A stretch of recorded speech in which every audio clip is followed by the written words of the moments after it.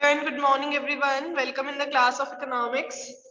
Today we have to discuss the shortcut method of calculating standard deviation from chapter number 10th of statistics. Right? Chapter number 10th measures of dispersion. क्या discuss करना है हमें इसमें shortcut method से कैसे continuous series में हम standard deviation calculate करते हैं. इससे पहले हमने प्रीवियस क्लास में कंप्लीट कर रखा है, तो देखिए shortcut method, standard deviation, calculation समझते हैं. सेम फॉर्मूला है जैसा डिस्क्रीट सीरीज में था, नो डिफरेंसेस. फॉर्मूला क्या है? Sigma F D square upon N minus sigma F D upon N का whole square and N under root. तो ये तो वही फॉर्मूला है जो हमने पढ़ा था डिस्क्रीट सीरीज के अंदर, यानी यहाँ पे कोई भी डिफरेंसेस आपको नहीं ऑब्जर्व करने को मिलेंगे. डिफरेंस मिलेगा केवल एक, वो होगा सीरीज का. सीरीज होगी कंटिन्यूअस. आप पहले उस सीरीज में निकालेंगे मिड वैल्यूज, और जब मिड वैल्यूज कैलकुलेट करेंगे तभी आप उसकी फर्दर कैलकुलेशन आगे कर पाएंगे. और डी आपको पता है, d is here equals to deviation. और डेविएशन कैसे निकालते हैं? x minus x bar x minus a करके अज्यूम मीन लेते हैं और उसको माइनस करते हैं, तब हमारे पास डेविएशन आती है. Have a look on the question.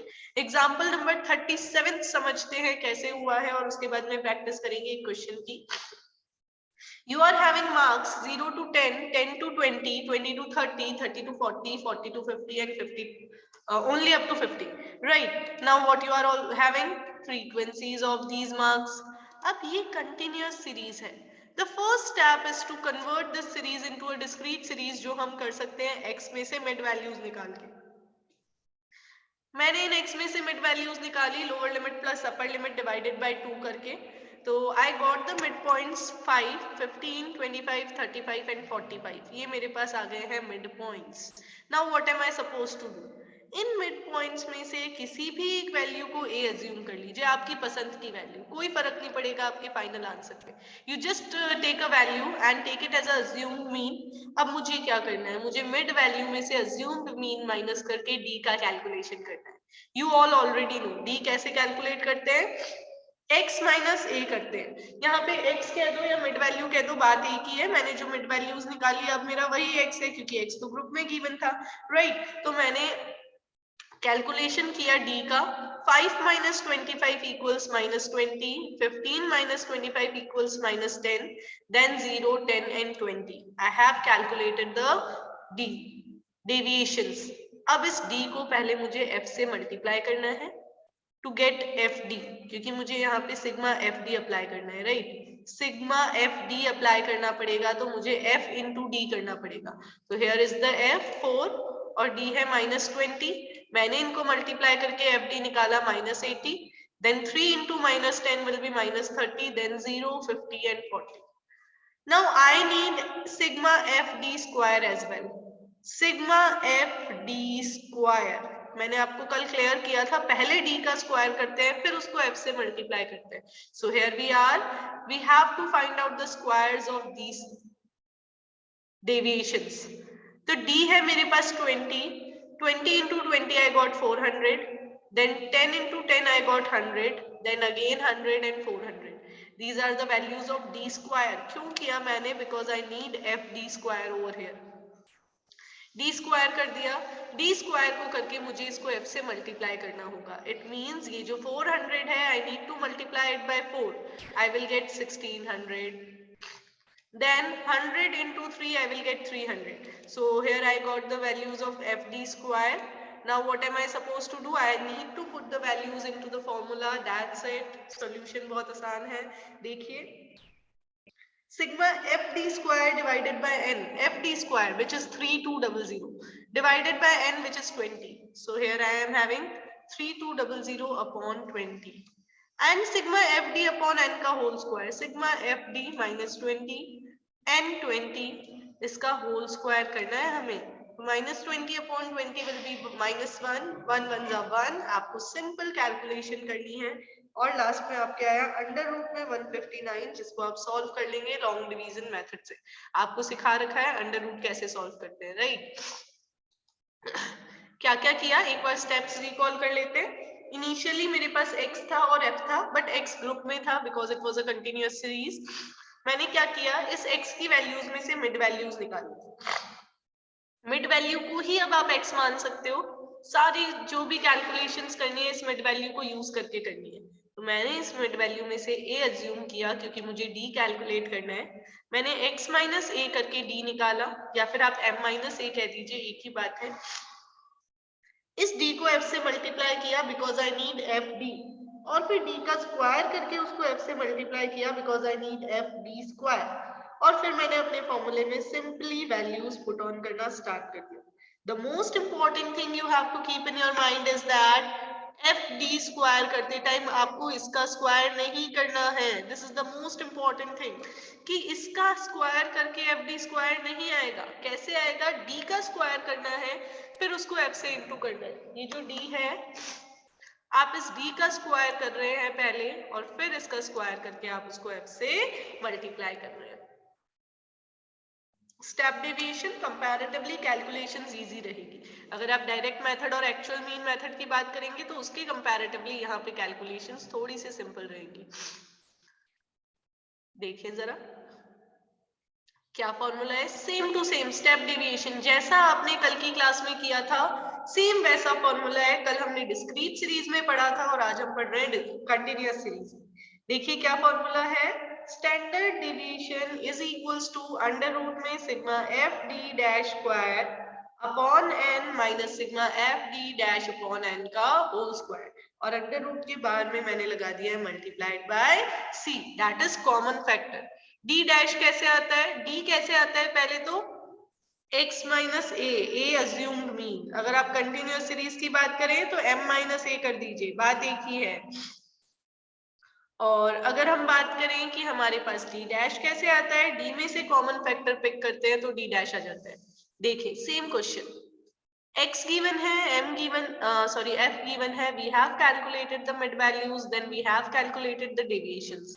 यहाँ तक तो अभी पीछे ही किया था। इस deviations में से क्या कोई ऐसी वैल्यू है which can be taken as common factor? Yes, it is 10। मैंने 10 को कॉमन फैक्टर अज्यूम करके यहाँ लिख दिया है c is equals to 10। किस में से पिक करते हैं? d में से, डेविएशंस की वैल्यू में से। तो मैंने डेविएशन में से कॉमन फैक्टर लिया 10। अब मैंने क्या किया, d अपॉन सी कर दिया तो d डैश आ गया। अब एक बार इस d डैश को f से मल्टीप्लाई किया, यानी इस कॉलम की कैलकुलेशंस की अगर हम बात करें तो इस कॉलम की कैलकुलेशंस कैसे हुई।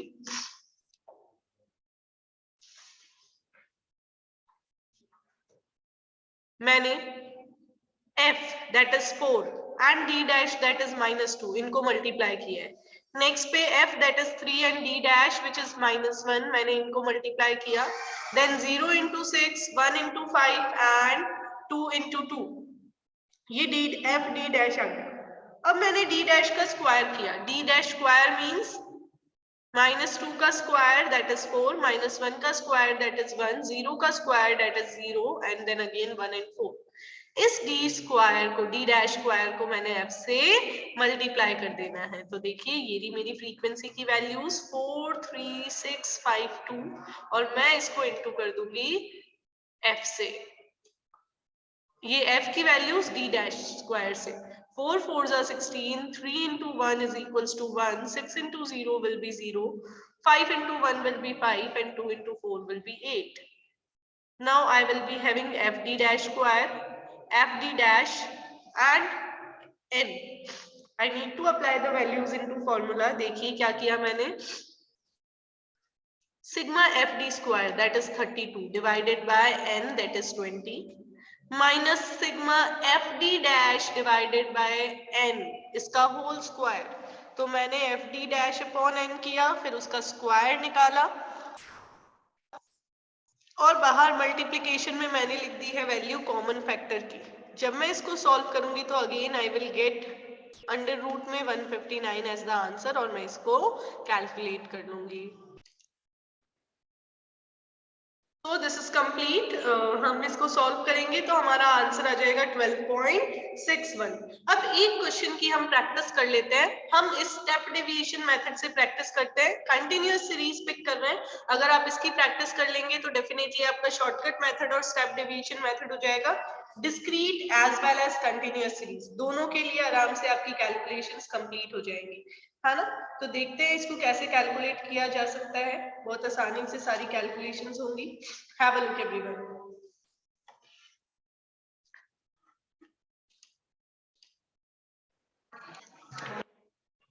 Have a look. एक क्वेश्चन पिक कर लेते हैं हम अपनी प्रैक्टिस के लिए। कंटिन्यूअस सीरीज का क्वेश्चन ले रहे हैं और उसको कैलकुलेट करेंगे हम स्टेप डेविएशन मेथड से। आप साथ साथ में अपने रजिस्टर्स में करते जाइए। x की वैल्यूज ले लेती हूं मैं आपके लिए 0 to 50, then after 50 to 100, then 100 to 150, 150 to 200 and 200 to 250। आपको 250 तक लेनी है, 200 to 250 तक ले ली। अब आप लिखिए f की वैल्यूज। f आपको क्वेश्चन ने दे दिया है 15, 20, 18, 25 and 22। f की वैल्यूज आ गई। The first step you have to do is calculate mid values। Book mid value को m लिख रहा है, मैं आपकी स्टडी को इजी रखने के लिए मिड वैल्यू को कैपिटल X लिखती हूँ। ठीक है, वैसे ये x है बट मैं आपकी स्टडी को इजी बनाने के लिए इसको कैपिटल X लिख रही हूँ। कैपिटल X लिखते हुए मैंने मिड वैल्यूज कैलकुलेट की। 0 + 50 divided by 2 that is 25, then 75, then 125, it will be 175 and at last it will be 225। क्या किया मैंने? मिड वैल्यूज कैलकुलेट कर दी। मिड वैल्यूज कैलकुलेट करते ही आप ये भूल जाइए कि आपको ये x दिया हुआ था। मैं भूल जाती हूँ कि मुझे x की वैल्यूज गिवन थी। मैं अब मेरी टेबल को कंसीडर करती हूँ कुछ इस अकॉर्डिंग। क्या क्या लिया मैंने मेरी टेबल में? मैंने ये माना कि मेरी टेबल ने मुझे केवल दो वैल्यूज दी, x की वैल्यूज और f की वैल्यूज। x की वैल्यूज अभी मैंने खुद मिड वैल्यू बना के कैलकुलेट किया है 25, 75, 125, देन 175 एंड देन 225। सभी बच्चों को समझ में आ गया होगा क्या किया मैंने। उसके बाद में मैंने f ले लिया। अब आप इस x में से अज्यूम कीजिएगा 125 को a और d की कैलकुलेशन कीजिएगा x माइनस a करके। फिर आप इस d का स्क्वायर कीजिएगा, f इंटू डी का एक कॉलम बनाइएगा, f इंटू डी स्क्वायर का एक कॉलम बनाइएगा और कैलकुलेशन करके आंसर फाइंड आउट कीजिएगा। हम इस क्वेश्चन को कंटिन्यू करेंगे नेक्स्ट क्लास में। ठीक है, क्या करना है आपको बेटा? 125 को a अज्यूम करना है, x माइनस a करके d निकालना है, एक कॉलम बनाना है f इंटू डी का और एक बार डी स्क्वायर करना है, एक कॉलम बनाना है f इंटू डी स्क्वायर का और फिर आपको फॉर्मूले में वैल्यूज अप्लाई करनी है।